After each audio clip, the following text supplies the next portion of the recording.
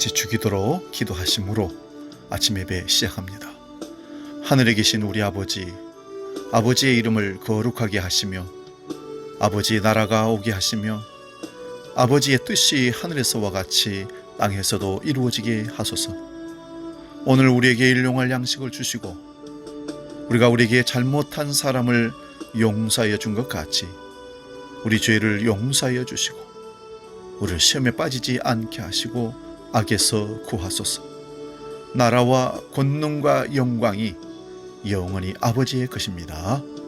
아멘.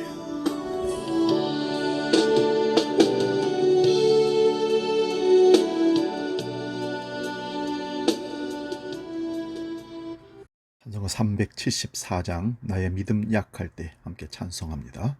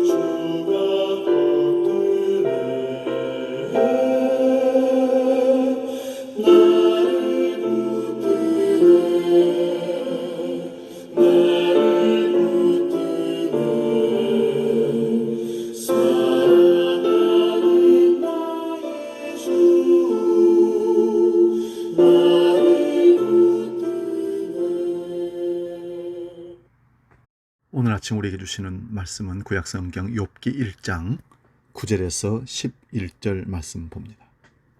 욥기 1장 9절에서 11절 말씀 봉독할 때 살아계신 하나님의 음성을 듣기 바랍니다.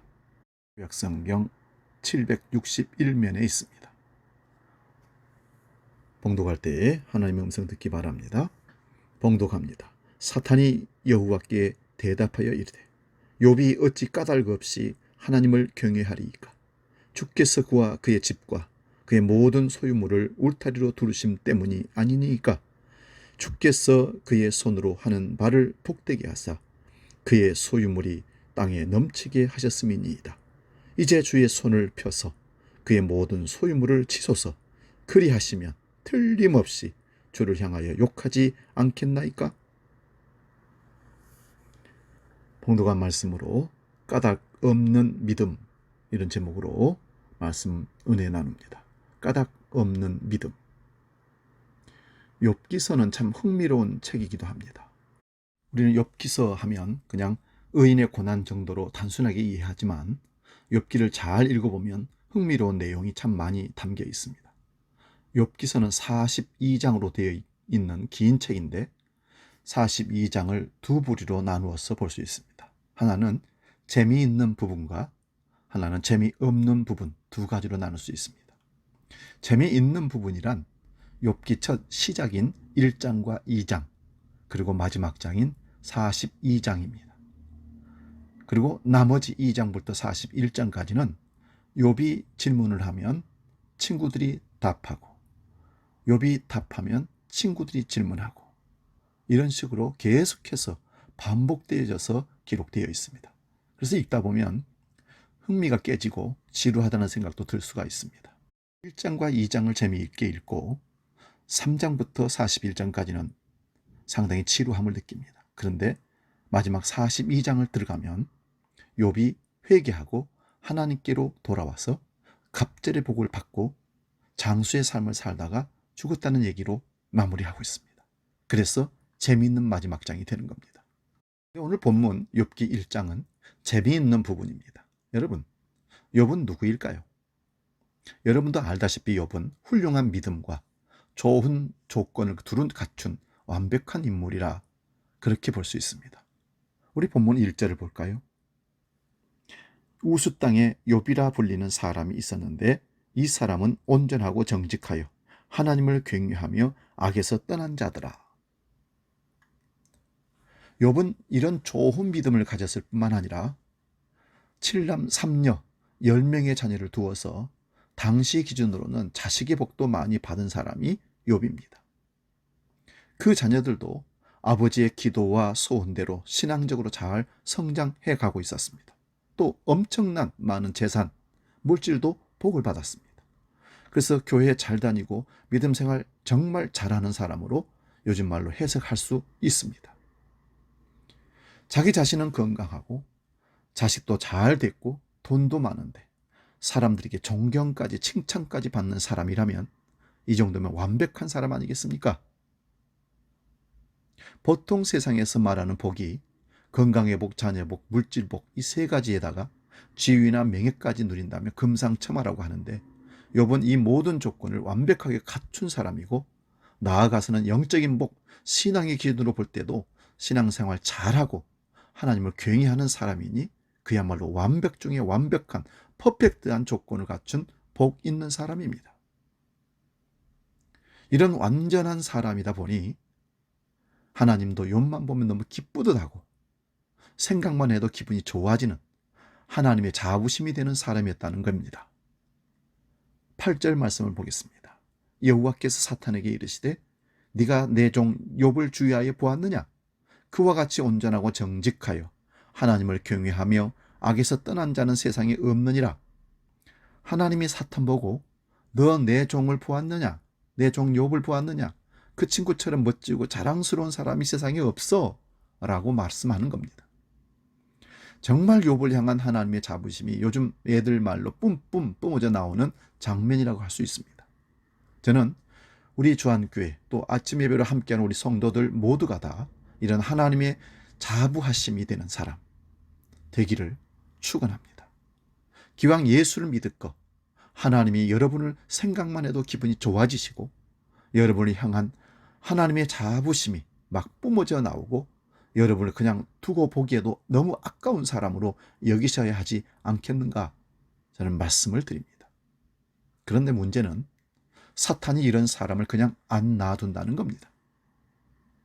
하나님이 이런 사람을 그냥 두고 보기에도 아깝다고 하시는데 사탄은 이런 사람을 정말로 그냥 두고 볼 수 없다고 합니다. 이런 사람 그냥 두면 절대 안 된다고 생각하는 것이 사탄의 입장입니다. 만약 이런 사람을 그냥 둔다면 사탄의 입장에서는 큰일이 일어나는 겁니다. 그래서 절대 이런 사람을 그냥 두고 보지 않고 반드시 넘어뜨리려고 시비를 걸고 유혹을 하는 겁니다. 여러분, 우리가 예수 잘 믿어보려고 하면 꼭 이런 시련이 생기는 이유가 바로 여기에 있는 듯 저는 생각합니다. 그럼 사탄이 욥에게 어떤 시비를 걸었을까요? 우선 욥을 생각하면 너무 자부심 느끼시는 하나님 앞에 찬물을 확 끼얹는 말을 합니다. 그게 바로 오늘 우리가 읽었던 본문의 말씀입니다. 9절부터 11절 말씀이에요. 사탄이 여호와께 대답하여 이르되 욥이 어찌 까닭 없이 하나님을 경외하리이까? 주께서 그와 그의 집 모든 소유물을 울타리로 두르심 때문이 아니니까. 주께서 그의 손으로 하는 바를 복되게 하사 그의 소유물이 땅에 넘치게 하셨음이니이다. 이제 주의 손을 펴서 그의 모든 소유물을 치소서. 그리하시면 틀림없이 주를 향하여 욕하지 않겠나이까. 사탄의 말을 요약하면 이런 내용입니다. 첫째는 하나님, 욥이 어찌 까닭 없이 하나님을 믿고 경외하겠습니까? 까닭이 있다는 거죠. 두 번째는 욥이 하나님 잘 믿는 건 하나님이 그에게 복을 주셨기 때문입니다. 세 번째는 그러니까 그 복을 다 거두어 가시면 욥은 틀림없이 하나님을 욕하고 신앙을 저버릴 거라는 엄청난 사탄의 논리입니다. 사탄이 철학적이고 엄청 똑똑합니다. 절대 우리 머리로는 이길 수가 없습니다. 사탄의 논리적인 말을 들은 하나님은 다른 사람은 몰라도 내 종 욥은 절대 그럴 수 없다. 정 그렇다면 사탄 네가 가서 욥의 소유물을 다 쳐봐라. 하지만 그 몸은 절대 손대지 말라. 조건부 허락을 사탄에게 허락합니다. 이렇게 돼서 결국 사탄은 1차로 욥기 1장에 욥의 재산을 다 합쳐서 빼앗고, 2차로는 욥의 자식들을 한 자리에서 다 몰살시키고, 마지막 3차로 욥기 2장에 결국 욥의 건강마저 빼앗고 욥의 아내조차 욥을 비난하게 만듭니다. 결국 3차에 걸친 시련으로 욥에게 있던 모든 복들, 물질의 복, 자녀의 복, 건강의 복 완전히 다 빼앗기고 만 것입니다. 도저히 견딜 수 없는 상황이 되어버린 거죠. 그런데 저는 욥기를 읽다가 이 사탄의 말을 주목하게 되었습니다. 사탄이 한 말을 요약하면, 첫째는 욥이 어찌 까닭없이 하나님을 경외하겠습니까? 두 번째는 욥이 하나님 잘 믿는 건 하나님 복을 주시기 때문이고, 세 번째는 그 복을 다 빼앗으면 욥이 틀림없이 신앙을 버릴 거라는 겁니다. 이렇게 엄청난 논리적인 사탄의 주장을 보면, 여러분, 이게 바로 세상의 상식이자 우리가 사는 세상의 전형적인 논리라는 것입니다. 세상에 까닭 없는 사랑은 없다. 세상에 조건 없는 무조건적인 사랑은 이론으로 가능할지 몰라도 실제로는 절대 불가능하다. 그런데 사탄은 이런 세상의 일반적인 논리를 그대로 인용합니다. 세상에 까닭 없는 믿음이라는 건 없다. 욥도 복을 받았으니까 잘 믿은 거고, 그거 없으면 그 믿음도 사라진다는 것이죠. 사탄은 이 당연해 보이는 말 속에, 당연해 보이는 상식과 논리 속에 교묘한 함정을 파놓고 있습니다. 상식이라는 이름으로, 세상 사람들 다 그렇게 생각한다는 이유로 우리로 하여금 이것만은 절대 못 가지게 하려는 그런 말입니다. 그게 뭘까요? 예, 까닭 없는 감사, 까닭 없는 믿음, 까닭 없는 사랑이 이겁니다. 세상에 이런 건 없다는 것이죠. 사탄은 이것을 상식으로 들고 합리적으로 우리를 이해시킵니다. 그런 건 없어. 여러분, 이 사탄의 논리, 교묘하게 세상의 논리 속에 숨겨놓은 사탄의 함정에 절대 빠지지 말기를 바랍니다. 왜냐? 사탄은 이런 논리로 욥을 무너뜨리려고 했고, 욥을 무너뜨리면 수많은 하나님 백성들이, 야, 욥 같은 사람도 저렇게 망하고 나니 하나님 원망하대? 그럼 믿음 떠나대? 사탄이 욥을, 우리를 실족하고 만들려고 하는 거니까 이렇게 하다 보면 사람들이, 맞아, 우리는 욥보다 못하는데, 욥도 하나님을 배신하고 원망하고 버렸는데 우리는 뭐 그거 못하겠어? 이렇게 되는 거죠. 욥은 이런 사탄의 교묘한 수법을 결국 이겨냅니다. 물론 3장부터 41장까지 그 믿음 좋던 욥도 엄청난 고민을 하고 갈등을 합니다. 하나님을 원망하기도 하고 자기 억울함을 쏟아내기도 합니다. 욥도 사람이니까요. 우리도 다 사람이고 연약하기 때문에 이런 일이 생기면 아파하고 고민하고 갈등하는 것은 당연한 겁니다. 하지만 결국 욥은 마지막에 철저하게 하나님께 회개하고 이렇게 고백합니다. 욥기 42장 5절입니다. 내가 죽게 대하여 귀로 듣기만 하였사오나 이제는 눈으로 주를 배옵나이다. 이 말씀은 고난이 있기 전에는 내가 하나님을 귀로만 듣고 이론적으로만 믿었었지만 이제 고난을 받은 후 눈으로 직접 뵙고 직접 체험했습니다. 이런 뜻입니다. 놀라운 고백이죠. 바로 이런 믿음으로 욥은 사탄에게 최후 승리를 거두었습니다. 할렐루야. 저는 욥기를 읽다가 사탄의 말을 보고 깨달음을 얻었습니다. 사탄의 논리가 참으로 교묘하구나. 사탄의 논리가 세상의 논리와 상식이라는 껍데기를 쓰고 위장하고 있구나. 그러면서 오히려 이 사탄의 말, 바로 까닭 없는 믿음이라는 말에 큰 은혜를 받았습니다.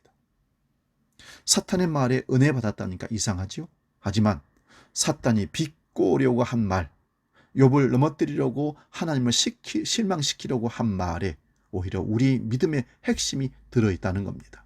신기합니다. 사탄도 나름 머리를 써서 이 말을 해놓고는 아차 싶었을 것입니다. 아이쿠, 내가 그만 수많은 그리스도인들에게 신앙의 놀라운 비밀을 알려주고 말았다, 이런 겁니다. 우리 믿음이 평생 가려면, 평생 흔들리지 않고 유지되려면, 특히 힘들고 어려울 때, 고난의 때 이겨내려면 우리에게 꼭 필요한 것이 바로 까닭 없는 믿음인 줄로 믿으시기 바랍니다. 이유 없는 믿음, 무조건의 믿음, 하나님이 내게 뭘 해주셔서가 아니라, 뭘 주셨기 때문이가 아니라 아무 까닭도 이유도 없이 무조건 하나님을 사랑하고 믿는 것, 지금까지 하나님이 나한테 뭘 해주셔서가 아니라 무조건 까닭 없이 감사하는 삶, 이것이 가장 강력하고 위대한 신앙이요, 사탄의 모든 계략과 공격을 물리칠 능력이 여기에서 온다는 것을 잊지 마시기 바랍니다. 오늘도 세상은 우리에게 이렇게 말합니다. 황당하네. 세상에 까닭 없는 믿음, 까닭 없는 감사, 까닭 없는 사랑이 어디 있겠어? 그때 여러분은 담대하게 외치시기 바랍니다. 어디 있기는 바로 여기 있다. 바로 나한테 있다라고 말할 수 있는 확신한 믿음 간직할 수 있기 바랍니다. 그 까닭 없는 믿음과 감사가 세상을 이기고 우리를 어떻게든 넘어뜨리는 사탄의 권세를 이길 능력과 권세의 능력이 될 줄로 믿습니다. 기도하겠습니다.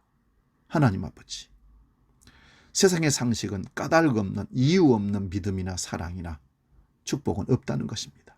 그러나 믿음 안에서는, 하나님이 주신 믿음 안에서는 까닭 없이 감사하고 까닭 없이 믿고 까닭 없이 사랑할 수 있다는 것을 배워집니다. 욥이 그 믿음으로 승리했던 것처럼 우리도 까닭 없는 믿음으로 결국 승리하게 하여 주시옵소서. 상식이라는 위장술로 사탄이가 우리를 넘어뜨리게 하려고 유혹하는 모든 것들을 둬서 믿음으로 다시 바라보게 하시고, 하나님이 주신 능력과 믿음으로, 상식을 뛰어넘는 믿음으로 승리하는 우리 모두가 되게 하여 주시옵소서. 이제는 우리 주 예수 그리스도의 은혜와 아버지의 크신 사랑과 성령님의 감동, 교제, 역사 충만케 하심이 우리 무리와 영원히 함께 계시기를 간절히 축원하옵나이다. 아멘.